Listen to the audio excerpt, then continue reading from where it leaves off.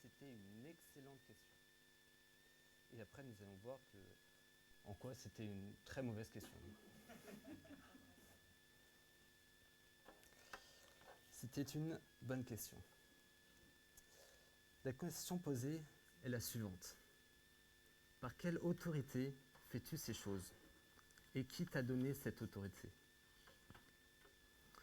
Alors, pour comprendre cette question, il va falloir qu'on fasse un bref rappel des épisodes précédents. La question porte au sujet de ces choses que Jésus a faites. Alors, vous vous souvenez peut-être. Jésus est arrivé à Jérusalem sur un âne. Il a été acclamé par la foule qui criait « Hosanna au fils de David ». Et ce terme « fils de David » renvoie à une prophétie. Les gens étaient enthousiastes, vraiment, à l'idée de se voir réaliser cette prophétie. On a d'ailleurs deux versets qui nous la rapportent. Dans Jérémie 23, « Voici les jours viennent, dit l'Éternel, où je susciterai à David juste. Il régnera en roi et prospérera. Il pratiquera la justice et l'équité dans le pays. En son temps, Juda sera sauvé. Israël aura la sécurité dans sa demeure. Et voici le nom dont on l'appellera, l'Éternel, notre justice. » Et d'autre part, dans Michée, « Il se présentera et il gouvernera avec la force de l'Éternel, avec la majesté du nom de l'Éternel, son Dieu. Et ils auront une demeure assurée, car il sera glorifié jusqu'aux extrémités de la terre. C'est lui qui ramènera la paix. » Alors, suite à cela, vous vous rappelez sûrement des événements, Jésus entre dans le temple, il chasse les voleurs et guérit les malades. Il vient rétablir la justice et la paix.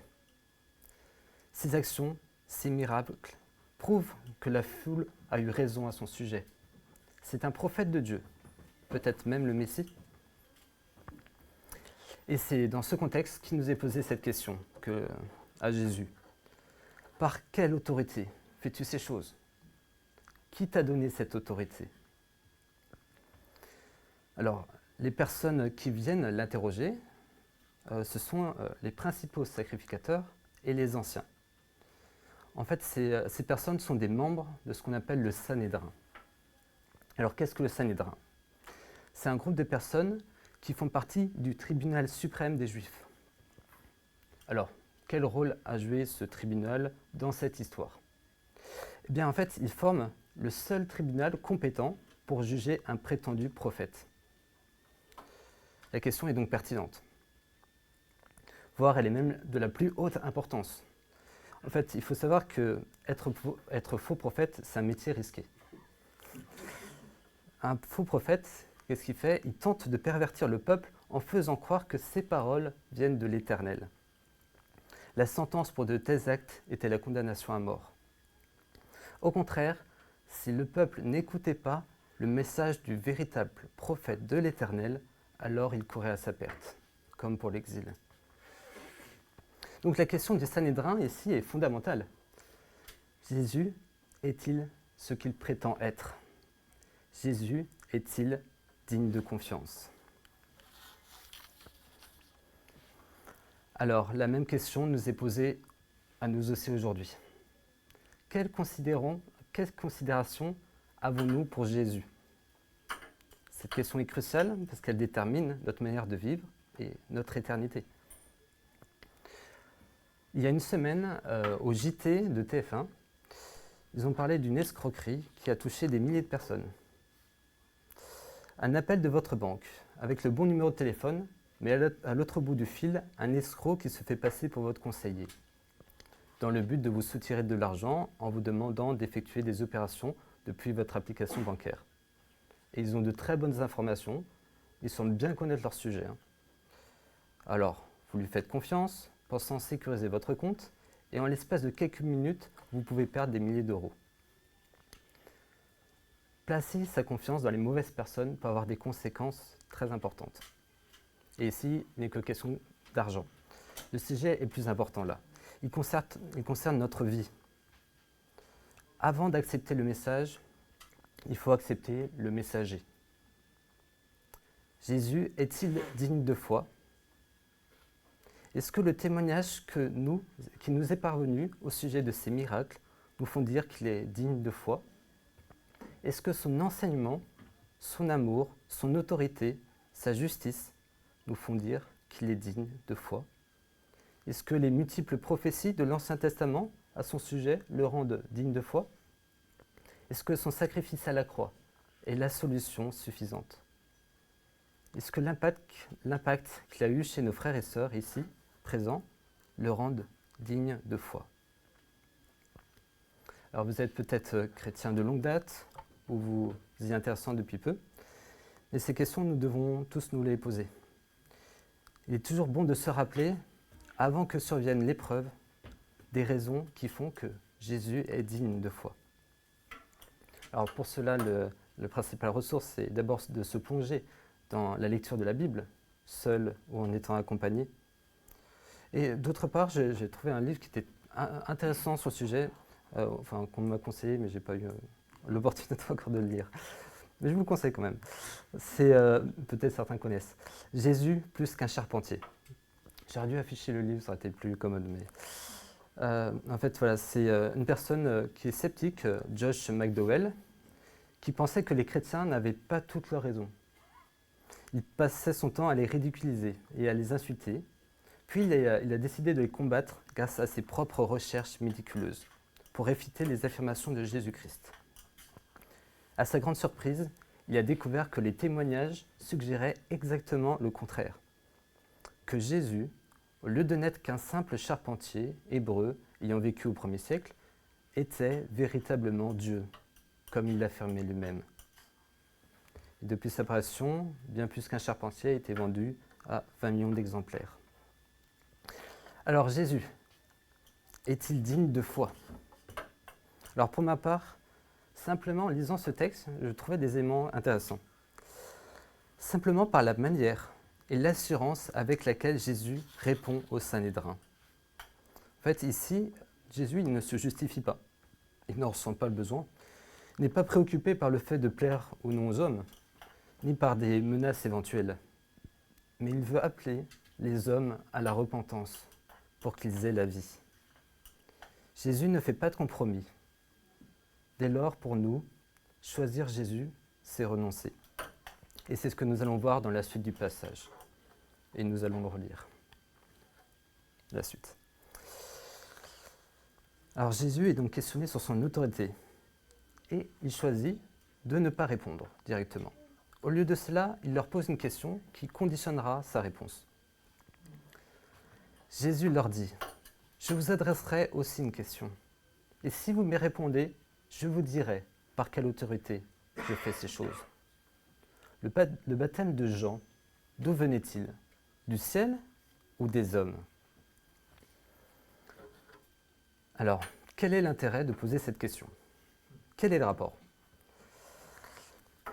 Eh bien, nous allons lire le passage sur Jean, dans Matthieu chapitre 3. Donc, il est reporté l'altercation qu'a pu avoir Jean-Baptiste avec le gratin de la haute société.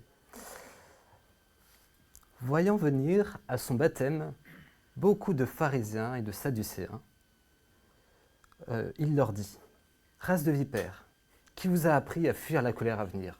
Ouf! Produisez donc du fruit digne de la repentance, et ne prétendez pas dire en vous-même, nous avons Abraham pour père, car je vous déclare que de ces pierres-ci, Dieu peut susciter des enfants à Abraham. Déjà, la cognée est mise à la racine des arbres. Tout arbre donc qui ne porte pas de bons fruits sera coupé et jeté au feu. Moi, je vous baptise d'eau, pour vous amener à la repentance. Mais celui qui vient après moi est plus puissant que moi, et je ne suis pas digne de porter ses souliers. Lui, il vous baptisera du Saint-Esprit et de feu. » Alors, 2 remarques sur ce passage. Jean-Baptiste a un message, manifestement, qui s'oppose aux pharisiens et aux sadducéens. Il dit que c'est par la repentance du cœur que nous pouvons entrer dans le royaume de Dieu. Par le fait d'être fils et pas par le fait d'être fils ou fille d'un homme de Dieu. La deuxième remarque, c'est que Jean-Baptiste et Jésus, en fait, on peut voir qu'ils ont plusieurs similitudes dans leur ministère. Les deux ministères proposent un baptême. Les deux ministères appellent à la repentance. En fait, il y a manifestement une continuité entre les deux ministères. Le ministère de Jean, c'est comme l'ombre des choses à venir qui se trouvent en Jésus-Christ. Finalement, on peut difficilement approuver le ministère de Jean-Baptiste et désapprouver celui de Jésus, ou inversement. Ils sont liés. En fait, dans ce passage, en quelque sorte, Jésus dit au Sanhédrin que la discussion qu'ils veulent entretenir avec lui, ils l'ont déjà eue avec Jean-Baptiste. Ils ont déjà la réponse à leurs questions. Alors Jésus lance un défi au Sanhédrin. Il va leur poser une question. Il n'en attend pas une réponse appropriée ou juste. Il attend simplement une réponse. Voici quelle a été leur réaction. Mais ils raisonnèrent ainsi entre eux. Si nous répondons du ciel, il nous dira « Pourquoi donc n'avez-vous pas cru en lui ?» Et si nous répondons des hommes, nous avons à craindre la foule, car tous tiennent Jean pour un prophète. Alors ils répondirent à Jésus « Nous ne savons. » Il leur dit à son tour « Moi non plus, je ne vous dirai pas par quelle autorité je fais ces choses. » Les premiers mots ici sont importants. Mais ils raisonnèrent. Ils raisonnèrent. Le mais marque un contraste. Le Sanhédrin aurait pu avoir une réponse spontanée, honnête. Mais non. Ils raisonnèrent. L'obstacle qui les empêche de répondre est leur préoccupation. Loin de l'idée de rechercher la vérité au sujet de Jésus ou Jean-Baptiste, leur souci ici est politique. S'ils choisissent la repentance, leur autorité indépendante sur le peuple s'en verra affectée. S'ils préfèrent critiquer Jean-Baptiste, le peuple peut-être se soulèvera contre eux. En fait, tout simplement, ils ne peuvent pas avoir de réponse. Aucune réponse ne servirait leur intérêt. En fait, en voyant cet échange, ça m'a fait penser à un dicton. Quand le sage montre la lune, l'insensé regarde le doigt. En fait, lorsqu'on relit l'ensemble de l'Évangile, cet échange fait tristement sourire. Ils n'ont pas les mêmes préoccupations que Jésus. Comme l'insensé et le sage, ils sont incapables de voir ce que Jésus veut leur montrer. Le Sanhédrin a posé une mauvaise question, car elle était malhonnête. Ils ne cherchent pas vraiment à connaître Jésus. Il y a toujours un renoncement à consentir pour connaître Jésus. Choisir Jésus, c'est renoncer. Alors, à quoi devons-nous être prêts à renoncer ? Pour le Sanhédrin, c'était peut-être l'orgueil, l'opinion du peuple à leur sujet. Il aurait pu être aussi question d'égoïsme, de cupidité, de manque d'amour et bien d'autres choses. Plein d'idoles qu'il peut y avoir dans nos cœurs aussi. Et pour ma part, je dirais que dans ma vie, il y a des petits renoncements du quotidien et de plus grands renoncements. Et souvent, j'échoue. Mais Dieu prend patience et il prend plaisir à se laisser trouver par ceux qui le cherchent sincèrement. Alors, au cours de la préparation de cette prédication, j'ai parcouru plusieurs fois l'évangile de Matthieu. Et en fait, il y a une chose qui m'a marqué. D'un côté, c'est de voir avec quelle facilité Jésus pouvait réaliser des miracles extraordinaires. Ce n'était pas un souci de calmer une tempête. Pas de souci de ressusciter un mort. D'un autre côté, c'est de voir avec quelle difficulté et persévérance il a incité les hommes à la repentance et à la foi. Et j'ai trouvé que ce n'était pas anecdotique. On peut presque conclure que pour Jésus, entre guillemets, c'est un plus grand miracle de voir un homme qui se repent et croit en lui, plutôt que de marcher sur l'eau ou ressusciter un mort.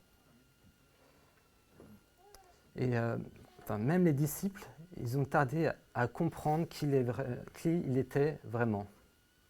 Et peut-être que seul le Saint-Esprit pouvait leur révéler ces choses. C'est à la fin de l'évangile de Jean, au chapitre 14. Philippe interpelle Jésus et lui dit « Mais Seigneur, Seigneur, montre-nous le Père, et cela nous suffit. » Jésus lui dit, il parle de Dieu le Père. Jésus lui dit « Il y a si longtemps que je suis avec vous, et tu ne m'as pas reconnu, Philippe? Celui qui m'a vu a vu le Père. Comment dis-tu, montre-nous le Père? Ne crois-tu pas que je suis dans le Père et que le Père est en moi? Les paroles que je vous dis, je ne les dis pas de moi-même. Le Père qui demeure en moi, c'est lui qui fait les œuvres. Croyez-moi, je suis dans le Père et le Père est en moi. Croyez du moins à cause de ses œuvres. En fait, j'ai trouvé ce passage encourageant parce que en fait, les disciples ont côtoyé Jésus jour après jour pendant environ 3 ans. Et ils n'avaient pas encore tout compris sur lui, mais Jésus est patient. Et je ne doute pas qu'il sera aussi persévérant et patient aujourd'hui avec nous qui le cherchons sincèrement. Et pour ma part, voir Jésus transformer mon cœur restera le plus grand des miracles.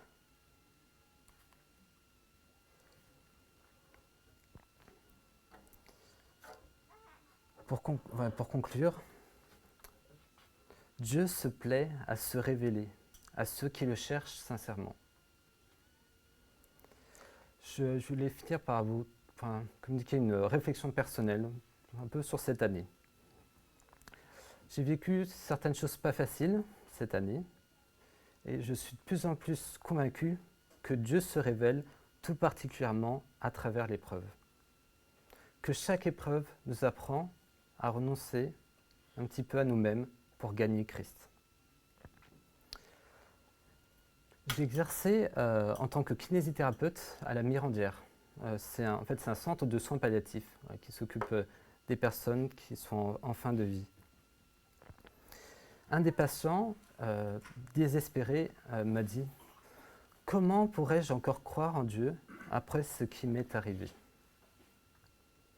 Je n'ai pas eu la spontanéité de répondre, mais j'avais envie de lui dire « Mais justement, dans votre situation, à qui d'autre pourriez-vous bien vous confier si ce n'est à Dieu? Quand la situation est désespérée, que l'on ne sait plus quoi faire, on ne peut plus rien y faire, n'est-ce pas une raison supplémentaire de s'en remettre à Dieu? Dans ces circonstances, il y a 2 attitudes qui s'opposent. On peut accuser Dieu de faire partie, il nous semble à nous, de notre problème, ou bien de s'attendre à Dieu, qui lui seul est la solution. Je pense que dans toute épreuve, si nous voulons traverser les épreuves avec Dieu, il y aura nécessairement pour nous une part de renoncement. D'une manière ou d'une autre, choisir Dieu, ça équivaut à renoncer à nous-mêmes. Je vais terminer par la prière et je te laisserai, Paul, terminer.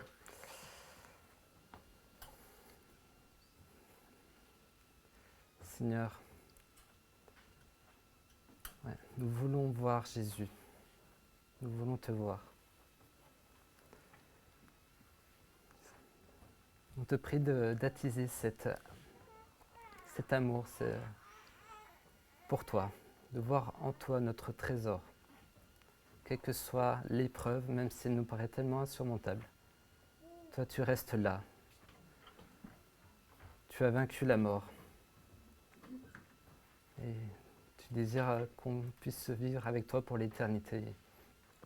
Je te prie de nous interpeller, de travailler encore notre cœur avec patience comme tu aimes le faire. Conduis-nous encore cette semaine. Amen.